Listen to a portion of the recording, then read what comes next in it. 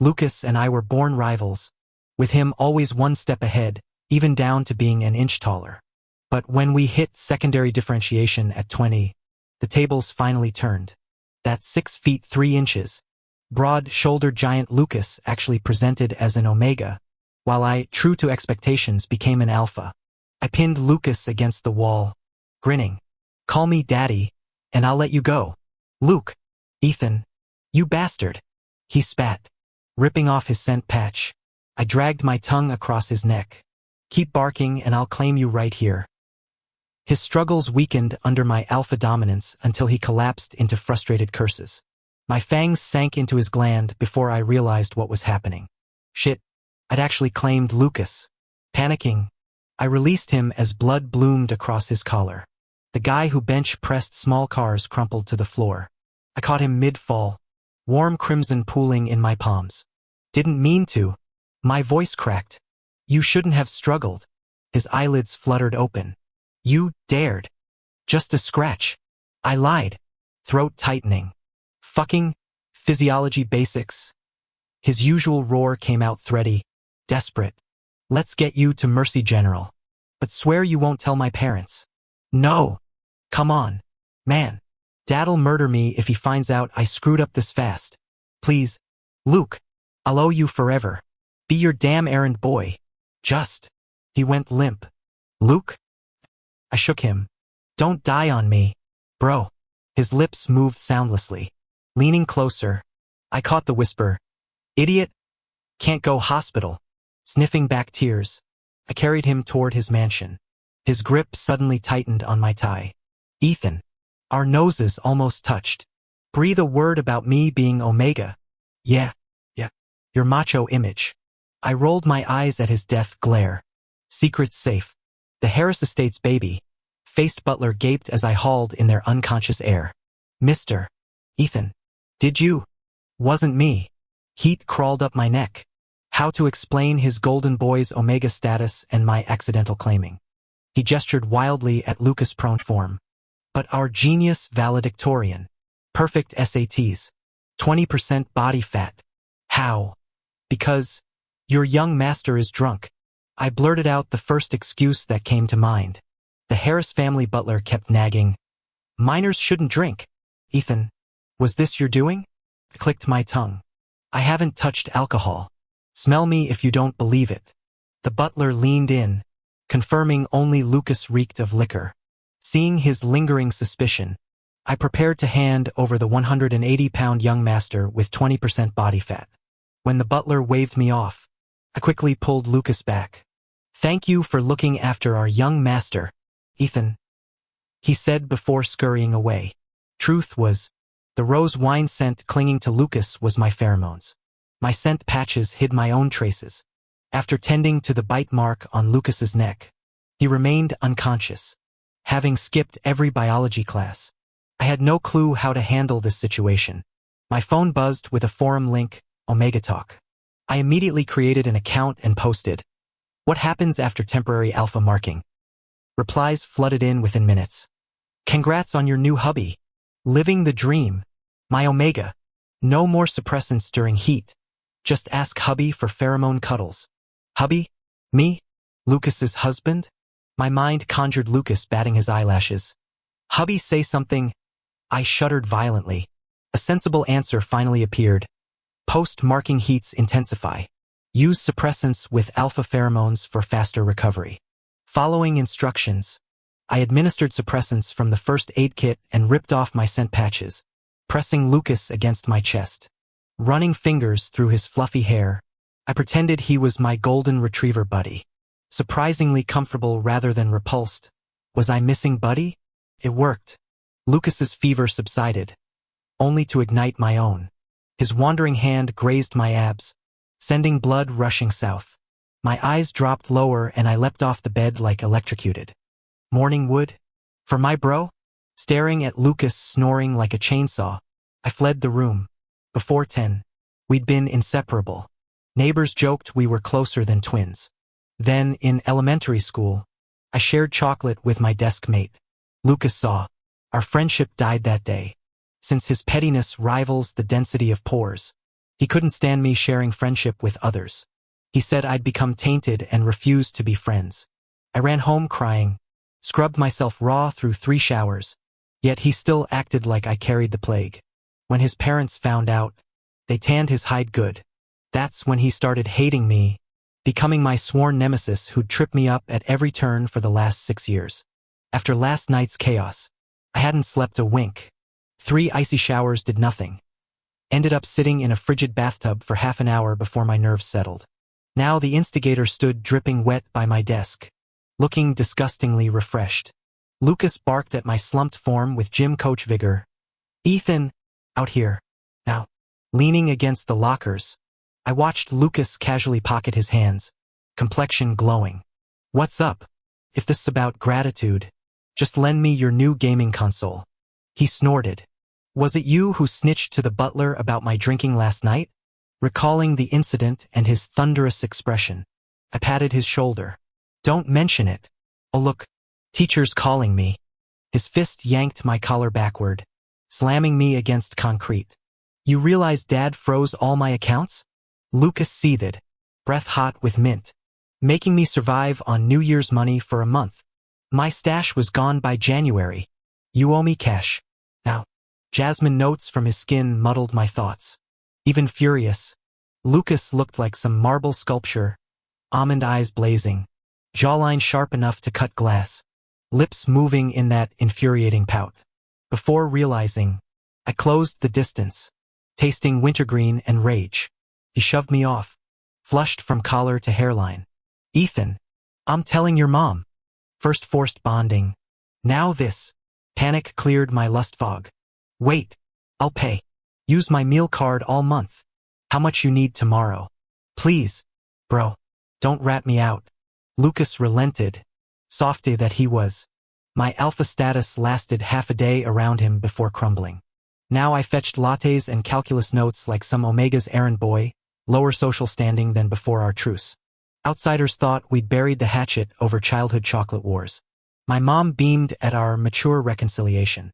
None saw Lucas' tyranny. By day 3, he demanded I ghostwrite love letters since my penmanship's better. Slamming the pencil down, I erupted. "Lucas, enough with the slave driver act. Carrying your crap everywhere? That's crossing the line. Are you still asking me to help you write love letters to Nathan? Should I tell your parents you have a crush on a beta? Since time immemorial, Omegas pair with dominant alphas. If Nathan could work, maybe I should try too." Lucas sat reading on my bed without glancing up. Which sounds worse, crushing on a beta, or an alpha acting like a rabid dog? His words choked me. "Fine. Pulling that card again?" I snorted, tearing off half my suppressant patch before straddling the mattress. The book finally slipped from Lucas' trembling hands. "Ethan, what are you doing? Get off me." I'll scream. A sly grin spread across my face. "Go ahead. Keep shouting and I'll make you a dad tonight. Try out crazying me. Rookie." His poison-tipped tongue kept lashing out. Didn't care, just needed him quiet. MMMPH. "Ethan, don't kiss me. I'll kill you." Lucas' protests somehow translated in my haze to "Ethan, kiss me. I want it. XXX. Your wish is my command." "Luke, you lunatic. What wish?" He squirmed weakly as bourbon rose pheromones melted his resistance. My fingers crept beneath his shirt. "Making your dream come true, claiming you permanently." That delicate jasmine scent finally hit me, wafting from his nape. Then warm wetness splashed my chest. "Tears?" My thumb brushed his damp cheekbone. "Luke, don't cry. It's just a joke." "I wouldn't really." Endless tears tracked down his face as I fumbled with tissues. He lay motionless, swollen lips, dewdrop tears clinging to lashes, silent weeping. "Fine. I'll write Nathan those damn letters." I snapped. He finally erupted, voice cracking. "No. I hate you, Ethan." Thrilled I presented as Omega? "Now you can finally punish me? We're done. Strangers from now on." As he tremblingly dressed, red-rimmed eyes glaring, my brain short-circuited. Since when were we friends? Weren't we rivals? Blocking the doorway, I demanded, "Explain this friends crap." "Not anymore. Move." Lucas hissed. My chest heaved, unleashing cloying pheromones.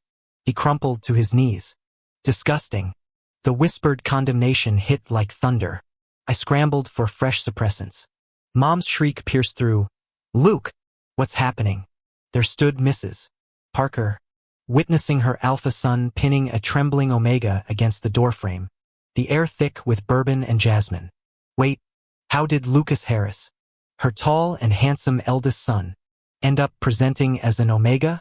What's with that flushed complexion and bite marks on his scent gland? She rushed to help Lucas, who was half kneeling on the floor. She accidentally glimpsed the hickey marks beneath his half-unbuttoned shirt. Everything became crystal clear. She stormed over and yanked my ear. Think you're hot stuff just because you presented as an alpha? Who taught you to use scent suppression on friends? While my mom lectured me, Lucas gradually recovered. His face remained pale as he murmured, Mrs. Parker, I should go. When I looked up, the doorway was already empty. Mom! He's gone. I dodged her swatting hand and bolted after him, only to find Lucas talking to Nathan Bennett at the gate. Damn, I forgot Nathan lived in our neighborhood too. Under the amber streetlight, Lucas' peach blossom eyes glittered at Nathan, his pretty lips moving rapidly, probably spouting sweet nothings. He never talked to me like that, always snapping like an angry kitten. Nathan smiled warmly before leaving. Lucas watched him ascend the stairs with Butler plastered across his face. Why don't you move into his apartment while you're at it? I cleared my throat behind him. He whirled around, all traces of softness evaporating when he saw me. What do you want? I came to apologize. Not interested. From now on, we're strangers. Stay 2 meters away or I'll punch you every time you breach it. He took 2 exaggerated steps back, the ice in his eyes stinging worse than any scent suppressant. My throat tightened. Why? You were all gentle with Nathan, but freeze me out? Since when am I worse than some beta? He scoffed. Because he doesn't bite my scent gland or lips. I glared. That's because he's a beta. What's so great about Nathan? Am I really beneath a beta in your eyes? This was ridiculous. Betas weren't affected by pheromones. My slip-up happened because I was a newly presented alpha struggling with control. His eyebrows shot up. After a beat, he said, At least we're equals. Lucas, you've always looked down on me. When I was weak, you despised me. Now that I'm strong, I'm still not good enough. Whether as friends or whatever, I'm just unworthy, aren't I? He turned away sharply. The Harris family's sedan pulled up before I could demand answers. I watched until the taillights disappeared. School became warfare after that. We passed each other like rival alphas, exchanging glares but no words. My desk mate Chris nudged me. You and Lucas fighting? Full on Cold War. I grumbled. He snorted. What are you, 5? Grow up. Maybe Lucas was the immature one, holding grudges over childhood spats. No way he'd actually fall for someone like Nathan. Yet seeing them glued together at the soccer field lately made my molars grind. Chris pointed at the duo. Ethan. Heads up, Nathan's got an alpha boyfriend. I frowned at the inseparable pair. Then why's he orbiting Lucas? Because everyone thought Lucas would present as a top alpha. Chris smirked. All those omegas crushing on him? They'll need ambulances when they hear he's an omega. I couldn't wait to see the fallout. The campus would need a mop brigade for all the shattered hearts. The next day during break, Chun-Lu rushed over and tried to drag me outside. I shook him off. What? I need to study for finals. I'm determined to beat Nathan this semester and stand on that podium to show Lucas. He panted. Ethan, come quick. Lucas is getting beaten up in the back alley. I turned back toward class. Why should I care? Let him play tough guy. Everyone knew Lucas's other identity. The school's notorious brawler who believed in settling things with fists. He'd even made me back down once. But he's sick. They're stomping on him. My stomach dropped. We sprinted toward the commotion. 3 hulking alphas loomed in the dim alley. Their leader had his boot on Lucas's neck. Blood streaked Lucas's face, his scent patch torn away. Thick alpha pheromones choked the air. Pathetic. Nathan's little pet turns out to be an omega? The leader sneered. Don't worry, sweetheart. We'll take turns nodding you proper. Something snapped in me. I grabbed a pipe and charged my first ever fight. For Lucas. We'd have been dead if Chun hadn't called security. I took most blows shielding Lucas's heat-fevered body until the ambulance came. At the hospital, watching Lucas sleep off the inhibitors, my chest ached. You blind fool. When Lucas woke alone, he remembered Ethan wielding that pipe like a mother hen, getting kicked down yet still throwing himself over Lucas. The faint rose wine scent had enveloped him like armor. He'd rasped Ethan run before blacking out. Did Ethan hear? Back at school, Lucas froze seeing Ethan's injuries, bandaged forehead, bruised cheekbone, split lip. Memories of their disastrous first kiss resurfaced. Why save me? Lucas blurted instead of the insults he'd rehearsed. We're not friends. Ethan turned away. You protected me as kids. Consider us even. Lucas's pride stung. He'd swallowed his ego to reconcile. When Nathan apologized, Lucas cold-shouldered him too. He'd originally dated the beta to avoid alpha dominance games. Yet being with Nathan felt hollow compared to riling up Ethan. Now Lucas awkwardly thanked Ethan from afar, leaving European chocolates 2 meters from Ethan's desk. Mom brought these.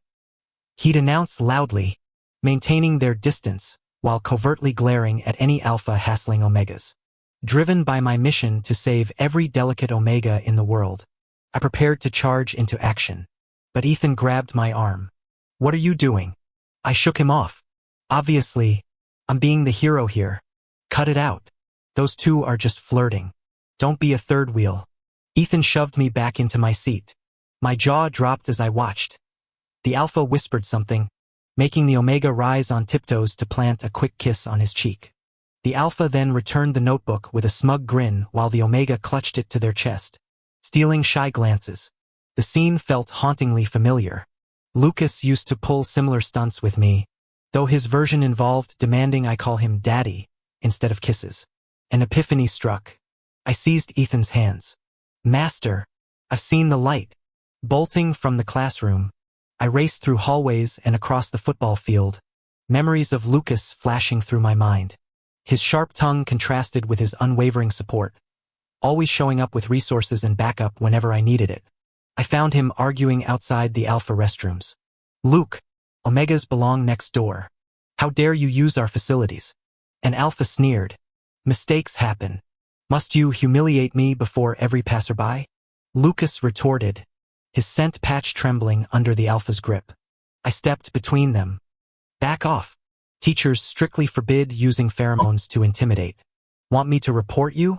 The bully retreated with curses. Dragging Lucas to a secluded corner, I cornered him against the brick wall when he tried maintaining distance. You're into me, aren't you? His eyes widened with panic. Busted. He shoved me. Ethan, you need to delete those ridiculous CO romance novels more than anything right now. My grin stretched impossibly wide. He even knew about my reading habits. How long had he been watching? Quit denying it. You've been crushing since we were kids.